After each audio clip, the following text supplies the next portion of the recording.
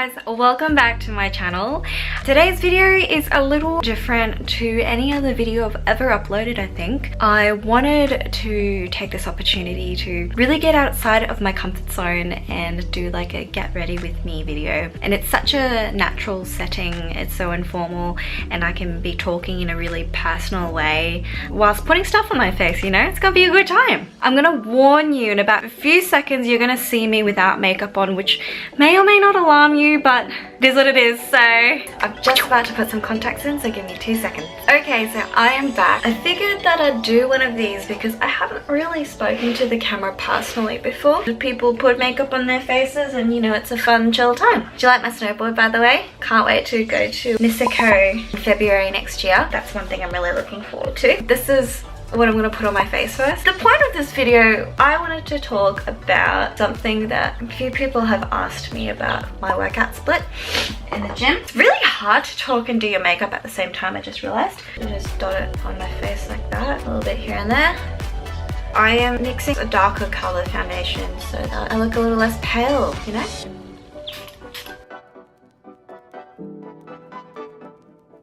So my workout split is kind of weird because I don't particularly do a particular muscle group on a particular day.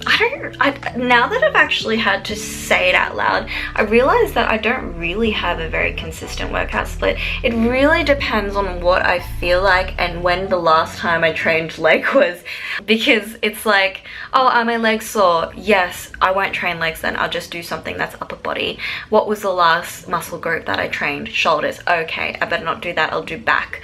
Oh, I've trained both shoulders and back, I'll do chest. Oh, I've done all of those, I'll do arms or something.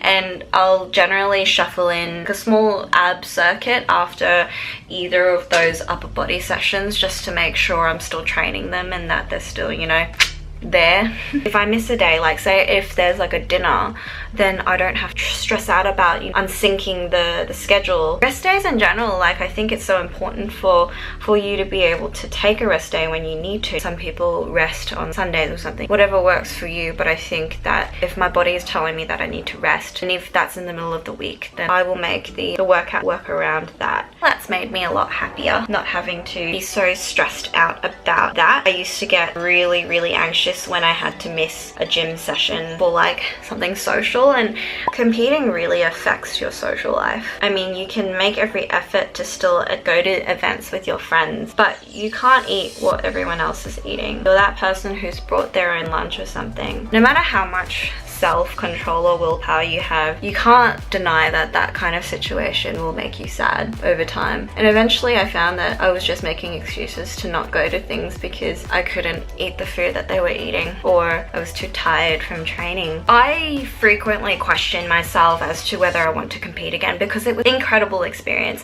I learned so much from it, and I learned so much about what my body was capable of and what I could achieve if I'd put my mind to it. I know that sounds super lame, but then like competing is no cheap affair. It's expensive. You have like, I personally prefer having a personal trainer. I'm not saying that it was essential to competing, but I wanted to have the professional guidance that a personal trainer could give me. Not to mention all that cardio that you have to do.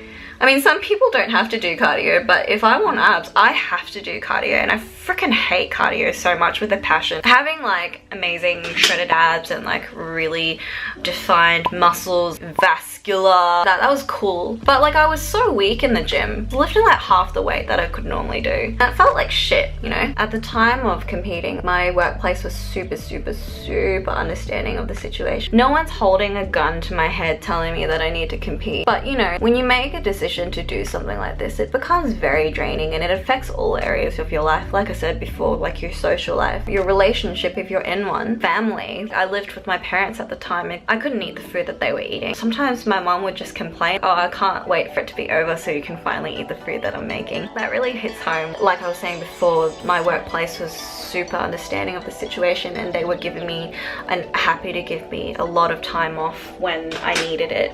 I was incredibly grateful for that. It's not something that you can ask of every workplace. I dealt with some pretty serious body image issues over time.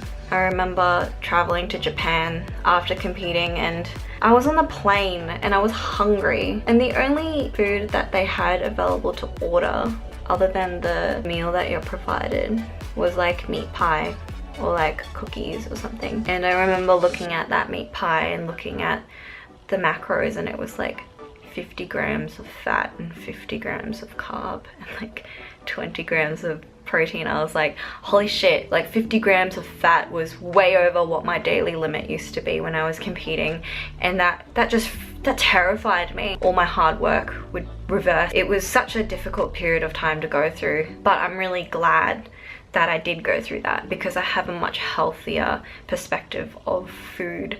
I don't religiously track my macros anymore. I used to think that I enjoyed tracking macros and that, you know, I would do it for the rest of my life. But I was really tracking macros because I was afraid, feeling insecure when I didn't know how much I'd eat. I eat very intuitively now. I don't really track what I'm eating. I kind of have my own meal plan. Like, I'll prep my meals on the weekend and I track what the macros are for that. And then I eat intuitively over the week. Like, I don't track what I'm eating. I just kind of have a general idea, but like, it doesn't matter to me anymore. As long as I'm still working hard at the gym, which feels good.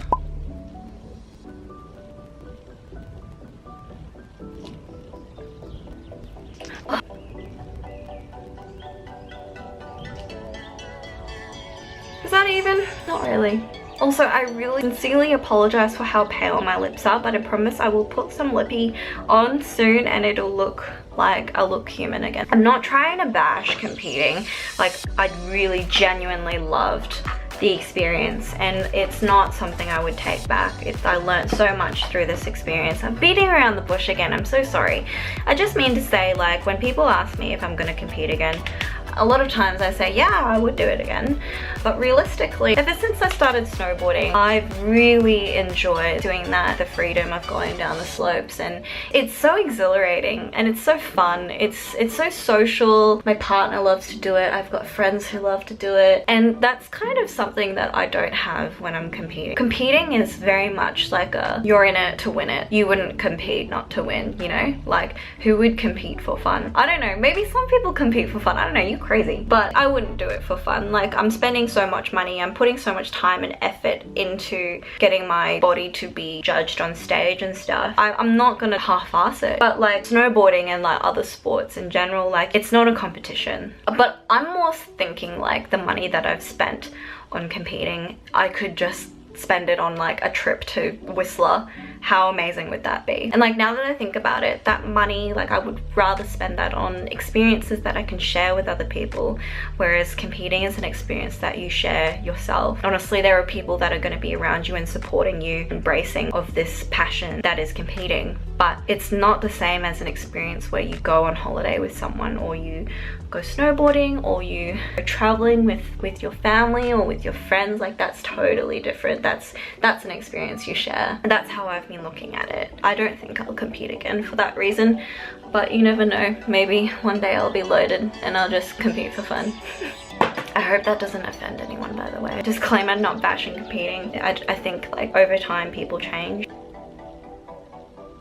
I'm almost finished my makeup, but one other question that I do get a lot is how I stay motivated for the gym. And I think everyone has a different way of answering that question. I don't think there's any right or wrong way to stay motivated, and everyone has different ways of staying motivated. But for me, endorphins are fucking amazing. Like, I feel so good after every gym session. Like, I never really walk out of a gym session and think that was shit, like I shouldn't have done that. Maybe you have a shit gym session every once in a while where things just weren't going as planned. I definitely have those days. You know, all the machines are taken, there's a lot of people, or it was really hot, but you never walk out of a gym session and think that it was like, you shouldn't have done that. It's always a really good feeling, and I always remember how that feels for me. That's how I get myself to the gym. Another thing that I always try to remember is it's a lifestyle. I like to look at going to the gym as a daily thing, just part of the routine, something that you do naturally. When you're able to distinguish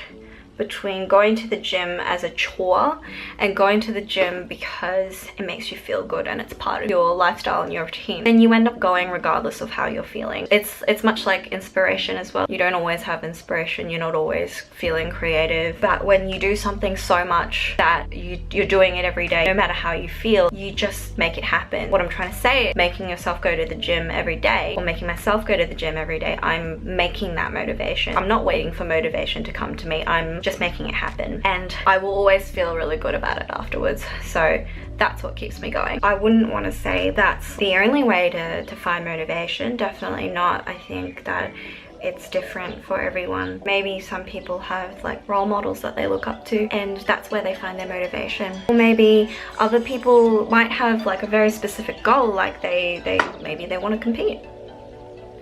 I've never done this in front of a camera before. I feel like I'm gonna fuck up. I want to say that was largely successful. So another question that I have gotten a few times before is, now, New Year's resolution. I'm not usually one to make New Year's resolutions or anything, because I feel like if you've got a goal, then it doesn't have to wait till the new year to make it happen. Like, you can really make your goals at any time of the year, really.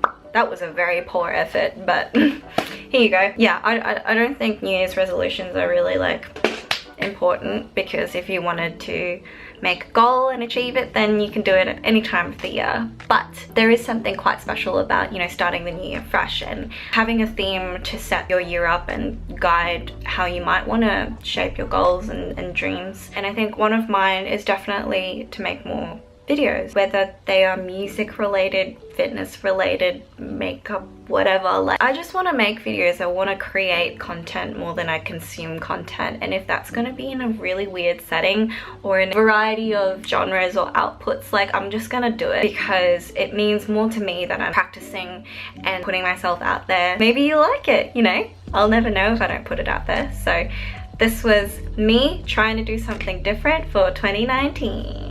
Yeah. My camera battery was like flashing red and the memory card is full now, so I've clearly done this before. I'm going to finish off with doing my hair. Don't worry, I hate watching people curl hair in real time, like it's so boring, so I'll speed it up for you.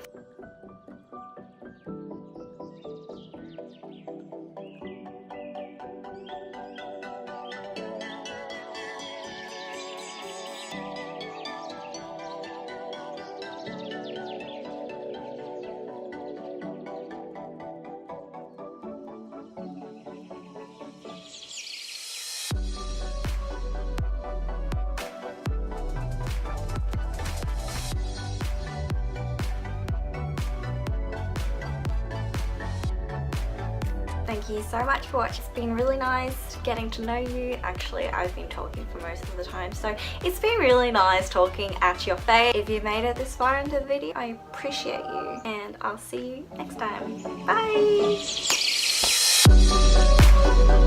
Bye!